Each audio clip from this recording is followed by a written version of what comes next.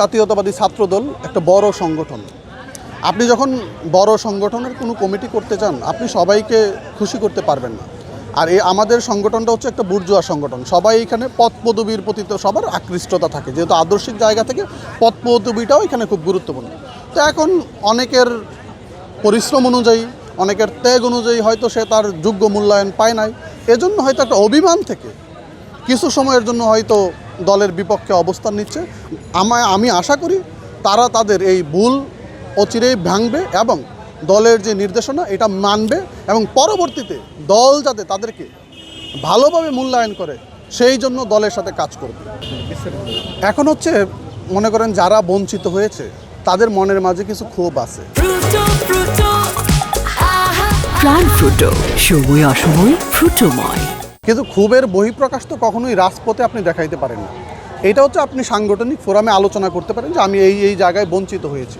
কিন্তু আমাদের যে সকল নেতাকর্মী রাস্তা দখল করে বিভিন্নভাবে জনগণের দুর্ভোগ সৃষ্টি করতেছে, তাদেরকে অবশ্যই দলীয়ভাবে যেই ধরনের শাস্তির আওতায় নিয়ে আসা যায় বাংলাদেশ জাতীয়তাবাদী ছাত্রদল তাদেরকে ওই ধরনের শাস্তির আওতায় নিয়ে আসবে। কারণ দল প্রত্যাশা করে দল যাকে যেখানে যোগ্য মনে করেছে তাকে সেই জায়গায় তাকে পদ দিয়েছে। এই জন্য কেউ যদি মনে করে যে আমি দল থেকে বঞ্চিত হয়েছি, তাহলে সে দলের কাছে আবেদন জানাইতে পারে, দলের ফোরামে কথা বলতে পারে। এই জন্য তো রাস্তা বন্ধ করতে পারে না, এই জন্য জনগণের ভোগান্তি তৈরি করতে পারে না। কারণ জনগণ, এই সরকার জনগণের সরকার, জনগণের ভোটে নির্বাচিত সরকার। এই সরকার জনগণের ভোগান্তি যাতে না হয়, আপনি একটা জিনিস লক্ষ্য করবেন, তারেক রহমান যে প্রধানমন্ত্রী যে ভিভিআইপি প্রোটোকল, এটা কিন্তু নিয়ে সে চলাফেরা করে না।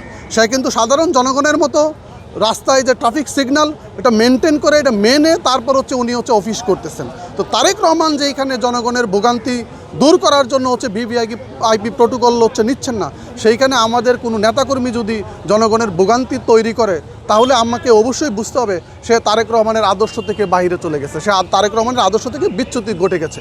এই জন্য আমরা একটা জিনিস তাদেরকে আহ্বান জানাবো, তারেক রহমান যেই ধরনের জনগণকে সাথে নিয়ে এই রাষ্ট্র পরিচালনা করার যে দায়িত্ব নিয়েছেন, আপনারা তারেক রহমানকে সহযোগিতা করুন। আপনি আজকে যেই পদ পেয়েছেন, এটা আপনার হয়তো মনক্ষুণ্ণ হয়ে থাকতে পারেন। আশা করি পরবর্তীতে তারেক রহমান বাংলাদেশ জাতীয়তাবাদী ছাত্রদলের সাংগঠনিক অভিভাবক, তিনি আপনাদেরকে যোগ্য জায়গায় যোগ্য মূল্যায়ন করবেন।